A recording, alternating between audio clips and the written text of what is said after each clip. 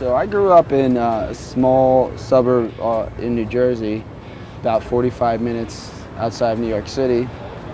So it was a very typical cheerleaders and football, small town. Living in a suburb where there's basements and garages and you can play music, gave me almost an advantage over my friends who were living in the city, and while they had more access to culture, they didn't have the same kind of ability to play with bands and things like that. So I think that's pretty much, what it was about for me when I was growing up. The first CD I ever bought was Young MC, and Bust a Move, it's like my favorite song, and Flea did the bass line on that. And I think that might have been like when I first got into like real musicianship, because I love Flea and shit. I love Flea, and then he was in some punk bands, and then he was obviously in the Red Hot Chili Peppers.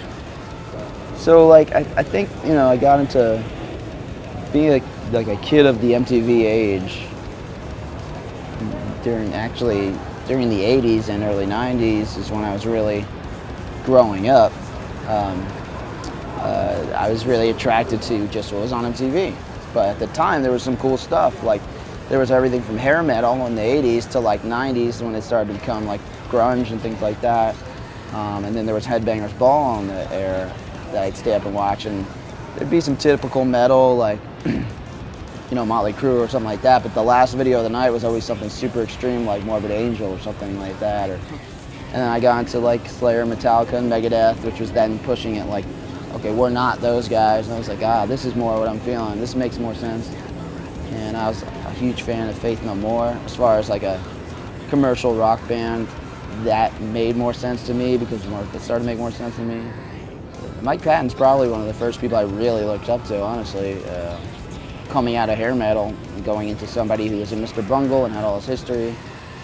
So when I first started playing guitar, I was very like into just figuring things out by ear, and that it wasn't really, I had no theory behind it. I didn't really know what I was doing, but I was good at like picking out songs and melodies and stuff like that.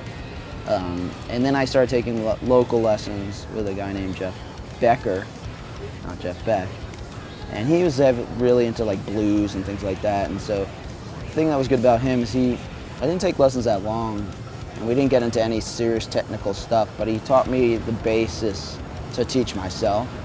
I never wanted to be a amazing guitar player. I never sat around with charts and trying to sweep pick for 40 hours a day, fucking week or whatever. But I always just wanted to be in the most badass band.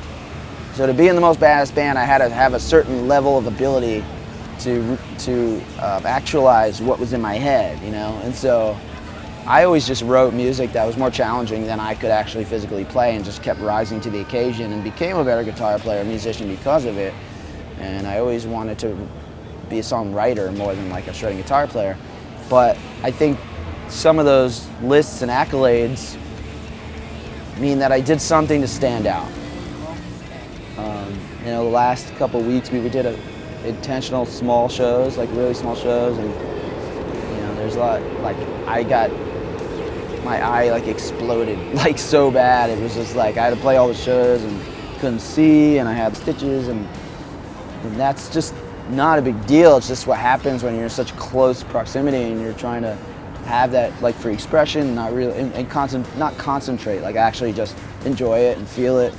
So I love the small shows and all that stuff, but there were some shows the past couple of weeks we played that were just straight up stupid, But I think, clubs are really the best for us, where we feel that there is some connection with the crowd, but there's a little bit of room to like actually let go and feel it.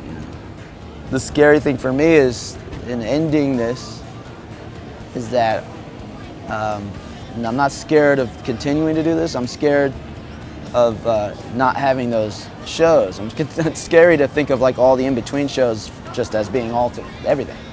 Because the in-between shows is difficult, But in another respect is, this grind is hard, so I think being able to try new things and focus on other things is exciting, and you can't really do that unless you close some doors. So I do think about the fact that I can't do this forever.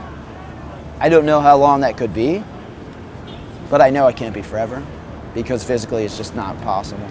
So the final record, Dissociation, it's something that I started making music for it a very long time ago, actually. Some of the songs or ideas on this album, some of them were started almost 10 years ago. And I just didn't feel they were right yet to introduce them into this mix, or something wasn't ready, and then they just seemed to find a place on this album, and I feel like it's a perfect time almost to because it's almost like a retrospect of a lot of the years of Dillinger. We've kind of grown up in this band. Like throughout the years, we've used this band to get to a point of introspection where you're forced into really extreme relationship scenarios in a band where you're on the road and you're not nurturing your relationships at home. You're on top of each other in a band. You have one baby and there's 5 of you who have lived totally different lives when you're not on tour, and even when you're on tour, you're totally different people. And it's the most extreme version of trying to deal with difficult scenarios of relationship things. So it's great fuel for artistic, output, but it forces you to have to either go down a road where a lot of people go, musicians, like drugs and alcohol, and just fall apart, or really try to learn about yourself and grow. But we've used it as an opportunity to learn about ourselves and grow and dive inside and look into what it is that makes us tick and the world tick, and where our place is. And this album particularly is a climax of this for Greg and I, as I said, particularly.